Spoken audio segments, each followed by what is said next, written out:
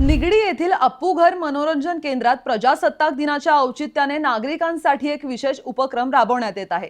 24 ते 26 जानेवारी दरम्यान स्वराज्य की लढाई हा ऐतिहासिक माहितीपट मोफत दाखवण्यात येणार असल्याची माहिती अप्पूघरचे मुख्य संचालक डॉक्टर राजेश मेहता यांनी दिली।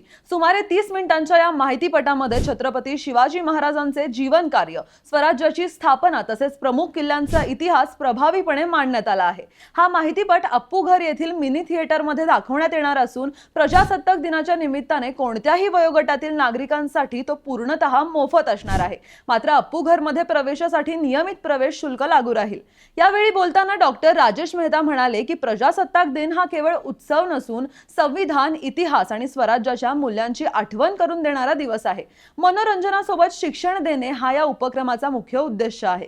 गेली 35 वर्षांहून अधिक काळ अप्पूघर हे पिंपरी चिंचवड, पुणे आणि संपूर्ण महाराष्ट्रातील नागरिकांचे विश्वासार्ह मनोरंजन केंद्र म्हणून ओळखले जाते। तसेच अप्पूघरमध्ये येणाऱ्या पर्यटकांसाठी तात्पुरता टॅटू पेंटिंगची सुविधा उपलब्ध करून देण्यात आली असून मुलांसह कुटुंबियांसाठी हे एक विशेष आकर्षण ठरणार आहे।